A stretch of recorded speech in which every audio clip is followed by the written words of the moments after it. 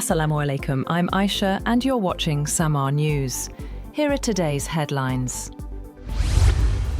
Pakistan and the Afghan Taliban regime have agreed to a 48-hour ceasefire, effective from 6 p.m. today, the Ministry of Foreign Affairs has confirmed. Officials say the truce was requested by the Afghan Taliban regime and finalised through mutual consent, following days of heightened tensions along the border.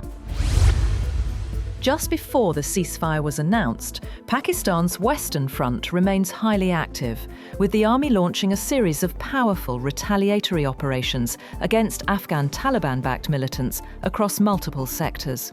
In Mohmand District, troops foiled a major infiltration attempt, killing 30 Khawarij terrorists. Another operation in Abakhel brought the total militant death toll to 37. Further south, in Nushki, the army gave a decisive response to Taliban aggression, reclaiming the Ghaznali post and hoisting the Pakistani flag. Over in Kurram, precision strikes destroyed Taliban tank positions and killed a key commander. While in Chaman, early morning attacks were repelled with up to 20 militants killed. Security sources say more than 200 Afghan Taliban fighters and Indian-backed militants have been killed since fresh border clashes began 4 days. The Pakistan army remains on high alert amid the ceasefire, determined to crush every attempt at cross-border aggression. US Treasury Secretary Scott Bessent says he doesn't believe China wants to be an agent of chaos, despite tensions over rare earth export curbs. He told reporters in Washington that a Chinese official had warned of global chaos if US port fees went ahead, but added that Beijing is unlikely to take that path. NATO Secretary-General Mark Rutte says more than half of NATO countries have agreed to join a new program to buy US weapons and ammunition for Ukraine. Speaking after a defense ministers' meeting in Brussels, Rutte also announced fresh counter-drone measures after a series of suspected Russian airspace incursions. Germany has announced plans to spend 10 billion euros on drones in the coming years. Defence Minister Boris Pistorius made the statement at the NATO defence ministers' meeting in Brussels, adding that Berlin will lead an EU air defence shield and boost air policing, with 2 Eurofighters to be deployed in Poland from December. Ukrainian President Volodymyr Zelenskyy says he discussed US gas supplies with Greece's Prime Minister Kyriakos Mitsotakis as Ukraine faces power shortages from Russian attacks. He added that his meeting with US President Donald Trump on Friday could help bring the war with Russia to an end. The US has warned Russia of serious consequences if the war in Ukraine does not end. Defense Secretary Pete Hegseth says Washington and its allies are prepared to impose costs on Moscow for its continued aggression, adding that the War Department stands ready to act.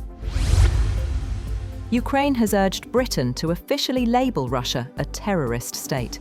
Speaking to MPs in London, Ukraine's Parliament Speaker Ruslan Stefanchuk delivered a diplomatic note activating a 100-year partnership between Ukraine and the UK, first signed by President Zelenskyy and Prime Minister Keir Starmer earlier this year. At least 10 people have died and 18 others were injured after an oil tanker caught fire while under repair in Indonesia's Batam city. Police say the vessel was not carrying oil when the fire erupted, and the cause is under investigation. The US federal government shutdown has entered its third week after the Senate failed to pass a short-term funding bill. The deadlock has forced museum closures, air travel disruptions, and layoffs across key agencies, as thousands of federal workers remain without pay. Russia says it is ready to resume gas supply talks with Europe. Speaking at an energy forum in Moscow, Deputy Prime Minister Alexander Novak said Moscow remains open to reliable and affordable energy cooperation, adding that global demand for both hydrocarbons and renewables continues to rise.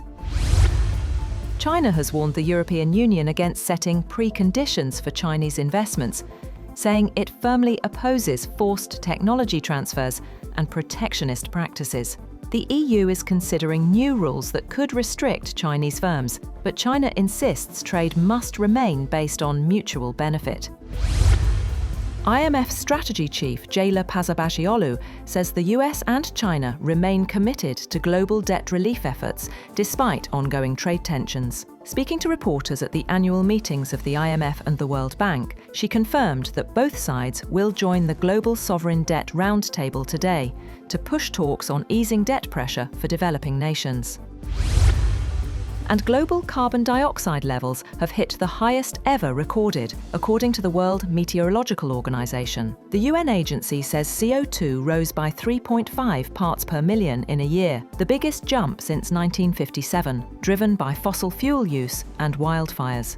According to the agency, rising CO2 and other greenhouse gases could trigger more extreme weather worldwide.